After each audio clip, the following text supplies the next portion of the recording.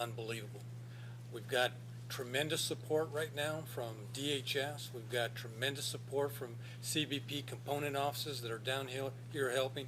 You saw some of the volunteers that we have assigned out there at Donna today in helping us with this, because we recognize that we have an obligation to the humanitarian mission, but also recognizing that border security is at the forefront of what we do every day.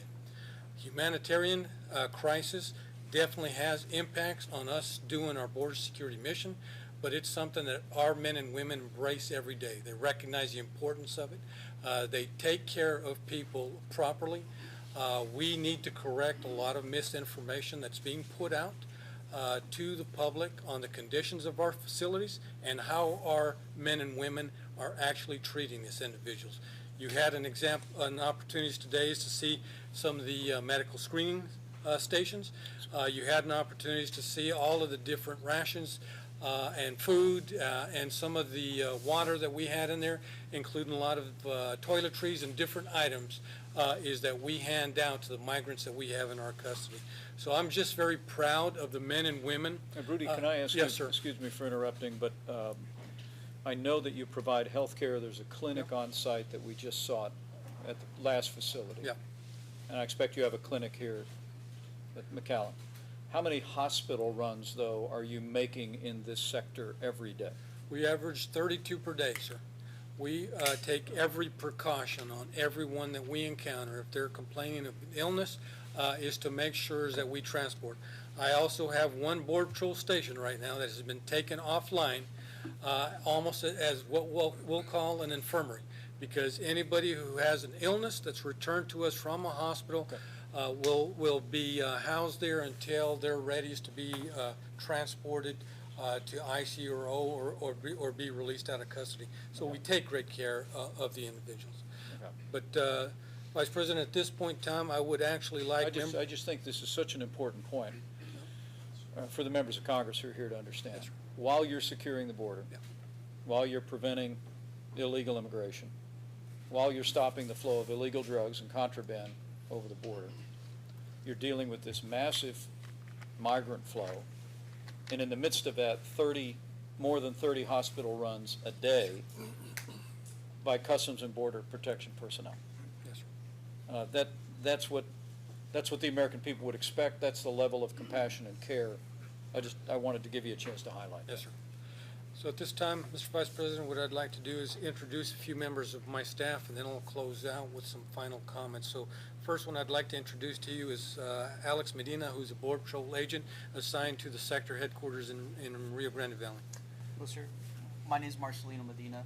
I go by Alex, but I'm currently serving as the acting supervisor for the Public Affairs Office here in the Rio Grande Valley sector. Okay. Over my 2 years there and at the communications branch, we've had countless media engagements. Our whole purpose is to try to provide as transparent information as we can. We try to bring up issues facing our frontline agents in the busiest sector in the nation. Every time my team goes out, the only thing we ask is that we put the media exactly what we're experiencing and have them walk through our shoes. When we talk about humanitarian efforts or issues, sometimes it gets lost in what that exactly is. Last week, one of our agents took out a media crew from San Antonio, and right off the first hour, they came across a group of 16 illegal aliens made up of family units and unaccompanied children. Our agent was helping one of the mothers that had two of the children by helping her carry the toddler with him. In that instant, when he tried to give the toddler back, she refused and told him this toddler does not belong to her. She went on to explain how the the adult that was accompanying the toddler felt sick, so turned around, went back to their country of origin, and asked that she take the toddler to the United States and provide agents with the birth certificate for the child and a contact for the parents who are already in the United States. These types of incidents are all too common for a lot of the agents who are fathers or mothers. It's something that we just sometimes can't conceptualize, but it's something so common here that it is a problem.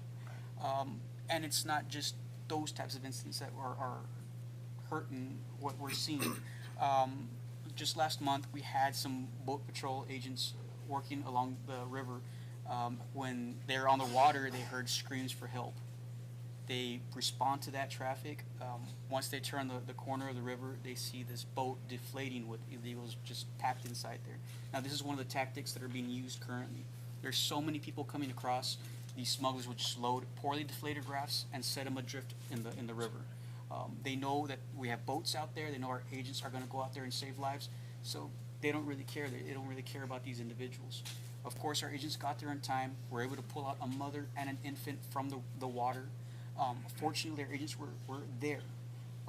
The mother immediately started telling agents, hey, my baby's not breathing. We started calling for assistance, ambulance, to get this child help. Luckily, our agents on the boat knew how to resuscitate the child, and they were able to get the child breathing again. But we're not always that successful. Just this week, a ranch owner called us in Brooks County to respond to 4 illegal aliens that were found on the property, and he told us one of them was in bad shape. So immediately, again, Border Patrol EMTs respond. The individual, our EMT tried to work on this individual as best he can. Again, requested transport as fast as they could get it. Unfortunately, the individual did succumb to the heat-related injuries. But these are the things that our agents are seeing on a daily. I feel like every time we give these stories or this information, it's not understood. It's not. It's falling almost. And it's every day. It is. There's always something that's happening here. Every day. The Border Patrol agents have a dual role. It's not only to protect our nation. It's not only to be on the front line. It's also at this point to save lives. When we look at the large amount of people coming across, when we look at the large volumes of people, it forces us, it tips the scales, and it forces us to have to deal with these humanitarian issues and almost abandon our national security mission. Alex, and I don't mean to jump in, but Mr. Vice President, Just to echo that, United States Border Patrol across all the sectors, thousands of rescues so far this year. It's in excess of 3,000, right, Rudy? We've got over 800 here in RGV Just in alone. one sector alone.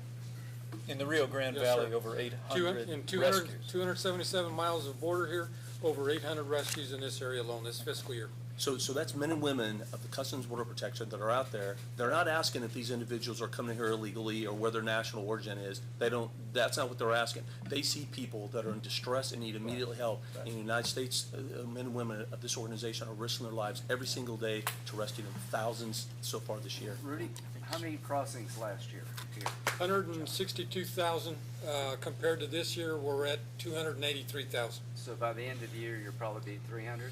At least, if not more. I mean, it all depends. Our numbers have not really dipped. I mean, we had some slower numbers early part of this week, but then they started rising again. No That's matter just what they this do in sector. Mexico, Yes. they'll find a way around it eventually. Correct. So if we don't change our laws, where do you see this going?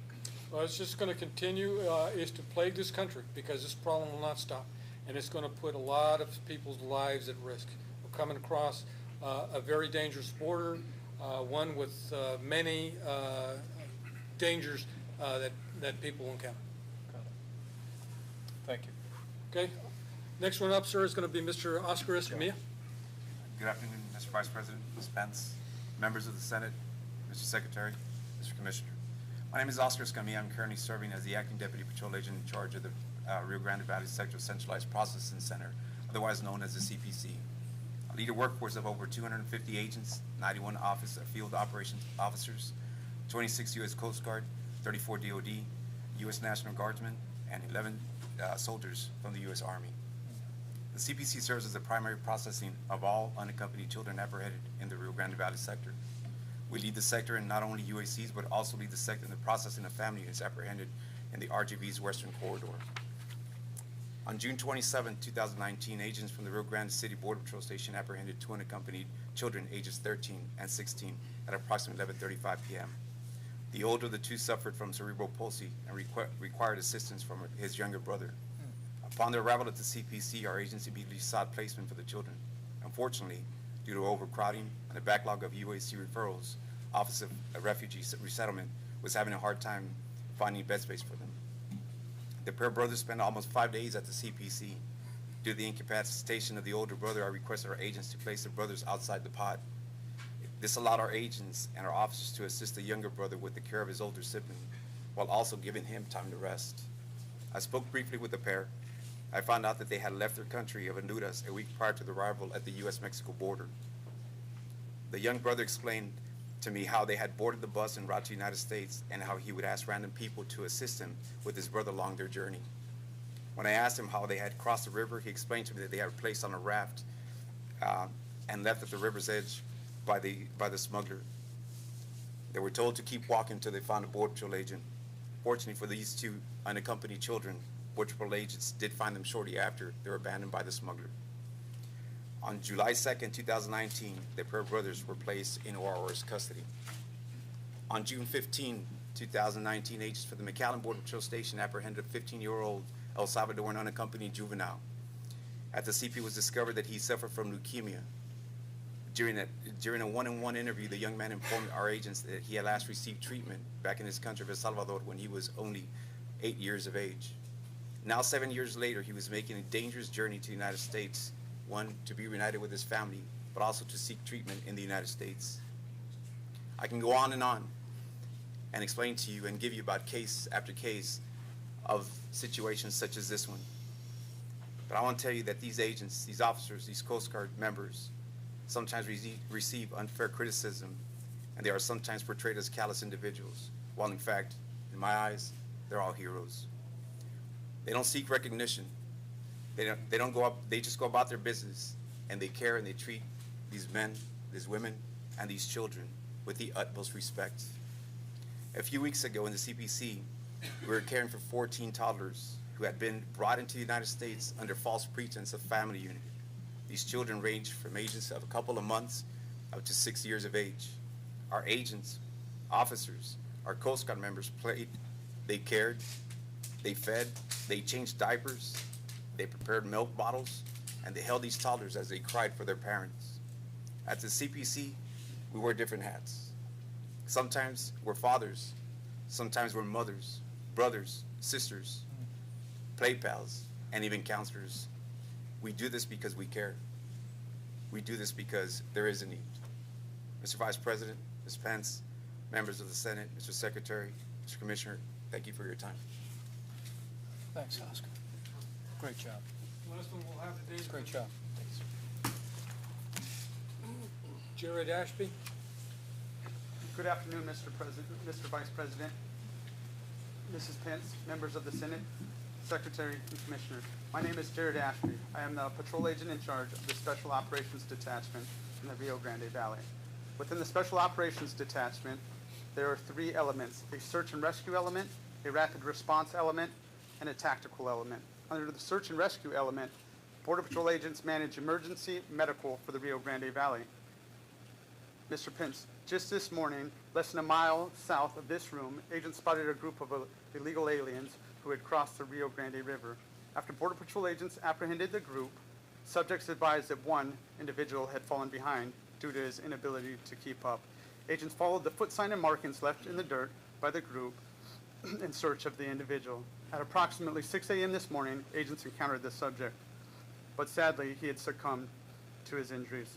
This is just one example of the tragedies that agents frequently encounter in the Rio Grande Valley sector. Within the RGV sector, there are over 3,000 agents.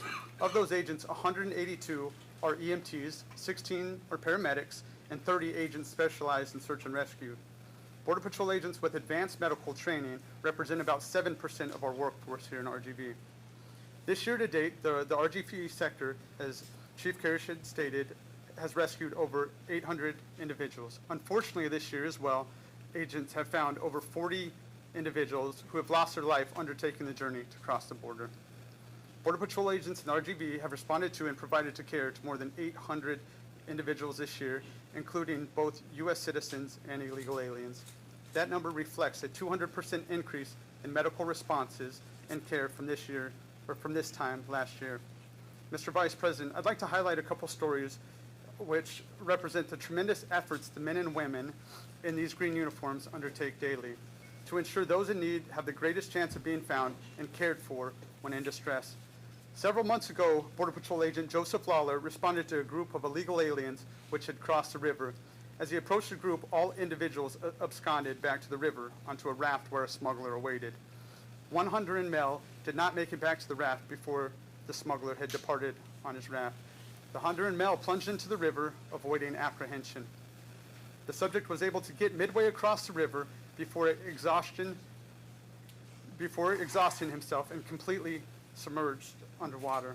Agent Lawler immediately recognized the imminent peril of the man and stripped his gear at the riverbank and jumped in. Agent Lawler, specializing as a rescue swimmer, swam downriver of where the subject had disappeared and dove under. Agent Lawler felt the lifeless body as it drifted underwater. The subject was pulled to the riverbank and regained consciousness. He lived due to the courageous and selfless actions of Agent Lawler. Unfortunately, not all stories are the same. Approximately 2 weeks ago, agents in the Rio Grande Valley received a report of missing children who had crossed the river. Border Patrol agents spent 72 hours traversing over 50 miles on the ground, performing grid search patterns along the river. On a hot, muggy evening, 3 days after the initial report, Border Patrol agent Alex Hada found the subjects he and dozens of other agents had been looking for. Agent Hada found 2 infants, 1 toddler, and 1 adult female deceased. Some of their clothing were removed, likely in an attempt to try to cool their internal temperatures from the arduous South Texas heat. Agents mournfully spent the next 5 hours carrying out the innocent bodies from the brush. This is the reality environment in which Rio Grande Valley Border Patrol agents work. Our agents witness tragedies and encounter people hopelessly in despair on a daily basis. With selfless regard, these men and women continue to protect our borders, those within, and those who choose to cross. Agents in the Valley risk their lives daily with a passionate intent, as the motto goes, so others may live. Thank you, sir. Great job, Chad. Thank you.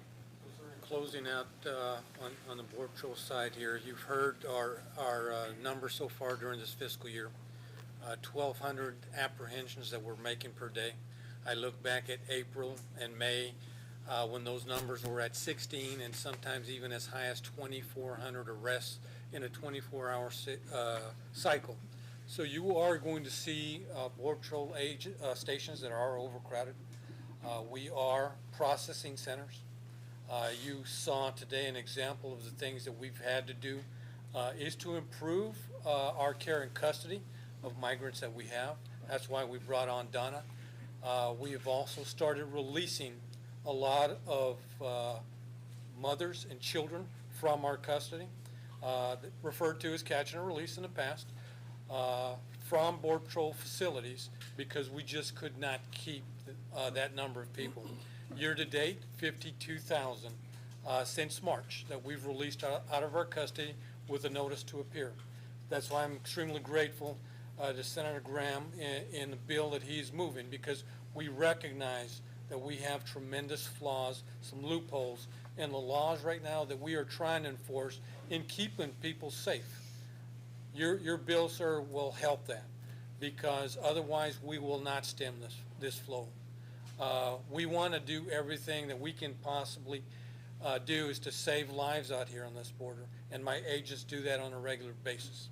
Okay, we want to be able to provide the best care for individuals in our custody, and that is why you saw the immense amount of money and resources that we put into our facilities. I think some of the misinformation, as I had talked about previously, needs to be corrected.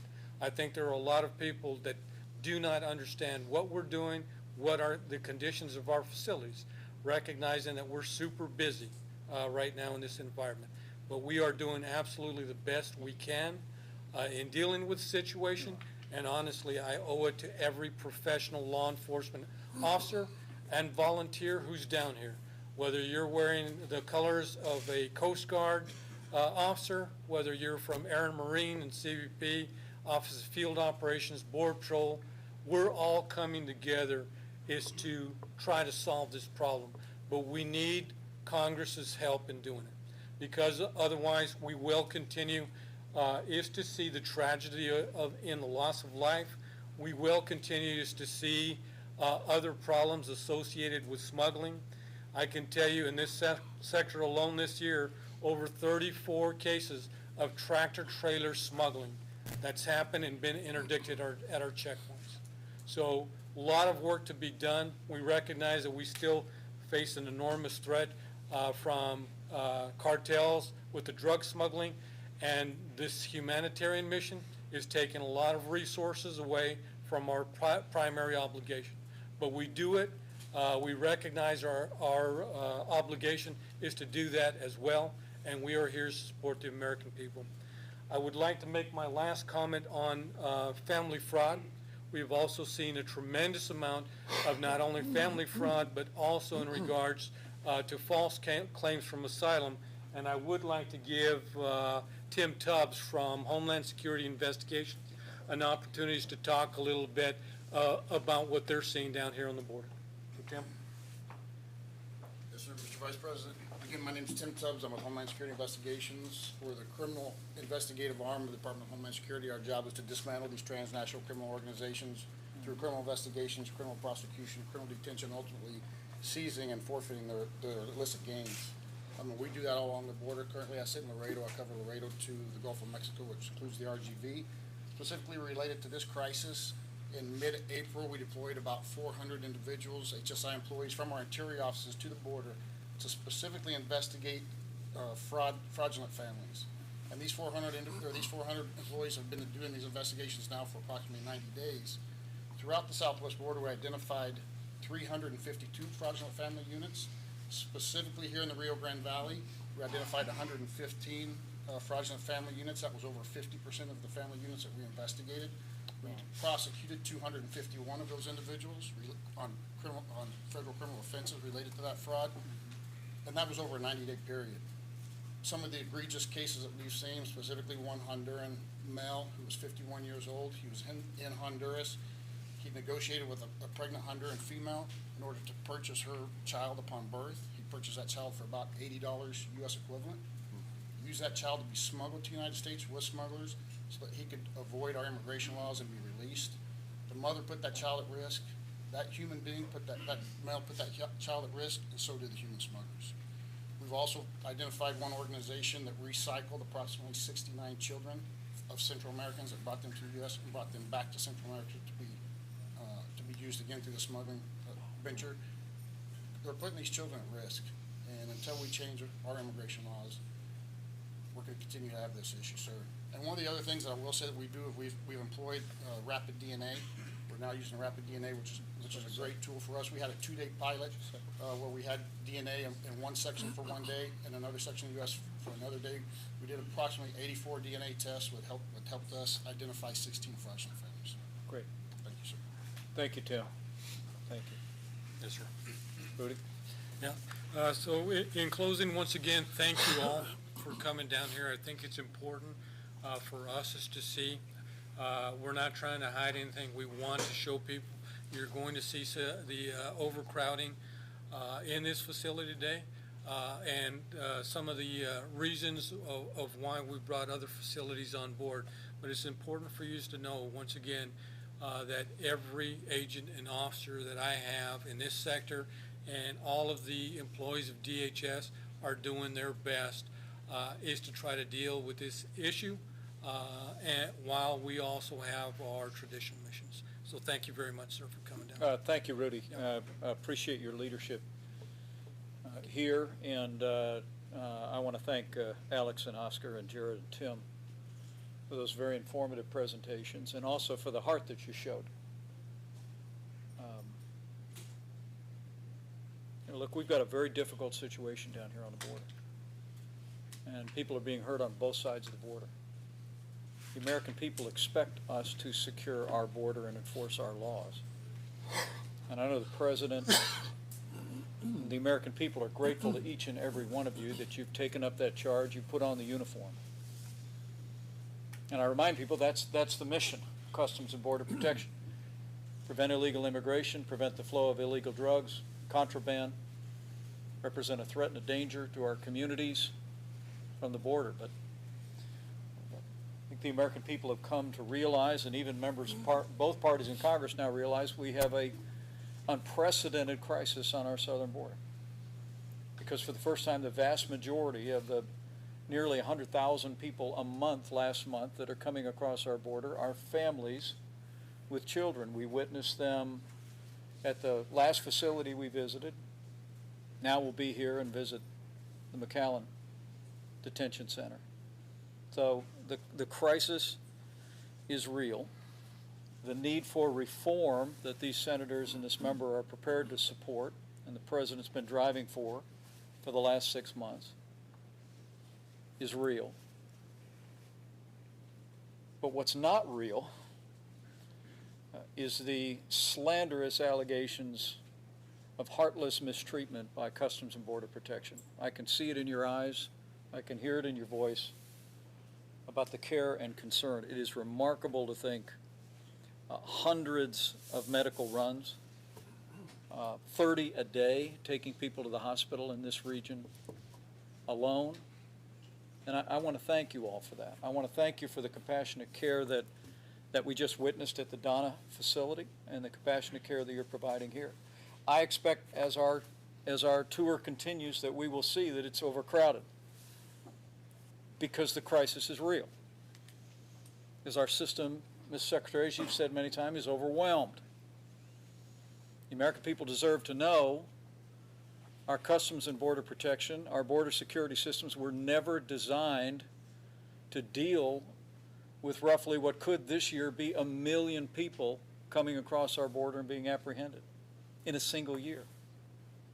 And so the need for reform is real, but let me end where we began by simply commending each and every one of you.